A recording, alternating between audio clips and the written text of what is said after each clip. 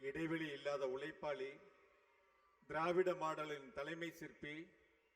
மகளிர் பொருளாதாரத்தில் உலகமே வியந்து பார்க்கின்ற திட்டங்களை வகுத்த தமிழ்நாட்டு மக்களின் அன்பு அண்ணனாக திகழும் இந்தியாவின் நம்பர் 1 முதலமைச்சர் மீண்டும் 2வது முறையாக ஆட்சி அமைத்து வரலாறு காணப்போகும் தமிழினத்தின் ஒரே காவலர் கழக தலைவர் மாண்புமிகு தமிழ்நாடு முதலமைச்சர் மாண்புமிகு தளபதி அவர்களை வருக வருக வருக என்று மேற்கு மண்டலத்தின் சார்பாக அன்போடு வரவேற்கின்றேன். இரவு பகல் பாராது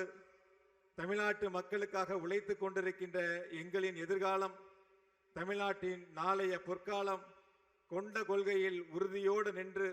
ஒட்டுமொத்த பாசிச எண்ணம் கொண்டவர்களுக்கு சம்மட்டியடி கொடுக்கும் இயக்கத்தின் இதயமாம் நிமிர்ந்த நன்னடை,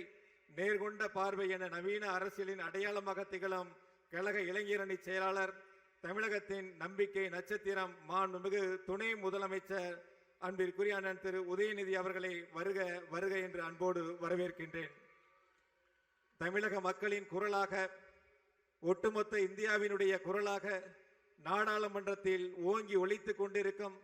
கழகத்தினுடைய துணை பொதுச் செயலாளர், நாடாளுமன்ற குழு தலைவர் அன்பிற்குரிய அக்கா திருமதி கனிமொழி அவர்களை வருக வருக என்று அன்போடு வரவேற்கின்றேன். வீர தமிழ் பெண்களே, திரண்டிருக்கும் அறிவு பெட்டகங்களே, பாரதி கண்ட புதுமை பெண் வெறும் கனவல்ல, அது இன்று தமிழ்நாட்டின் மண்ணில் நிமிர்ந்து நிற்கும் நிஜம். அடுப்போதும் பெண்களுக்கு படிப்பதற்கு என்ற பிற்போக்கு குரல்களை அறுத்தறிந்து அண்டத்தை ஆளும் அதிகாரம் பெண்களுக்கு என்று பறைசாற்றும் திராவிட மாடல் ஆட்சி நடத்தும் மாண்புமிகு முதலமைச்சர் தளபதி அவர்கள் சிறப்புரையாற்றும் வரலாற்று சிறப்புமிக்க இந்த வெள்ளம் தமிழ் பெண்கள் திராவிட முன்னேற்ற கழகத்தினுடைய மேற்கு மண்டல மகளிரணி மாநாட்டில் பங்கு பெற்றிருக்கின்ற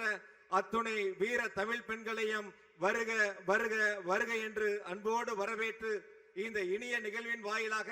2026 சட்டமன்ற தேர்தலில் இந்த மேற்கு மண்டல மாநாடு அடித்தளமாக அமைந்திட வேண்டும். மேற்கு மண்டலம் திராவிட முன்னேற்ற கழகத்தினுடைய கோட்டை, நம்முடைய கழக தலைவர் மாண்புமிகு தளபதியுடைய எஃகு கோட்டை என்பதை நிரூபிக்கக்கூடிய வகையில் 100% வெற்றியை 2026 சட்டமன்ற தேர்தலில் அனைவரும் இணைந்து பணியாற்றி கழக தலைவருடைய கரங்களிலே வெற்றி கணையை சமர்ப்பித்திடுவோம்.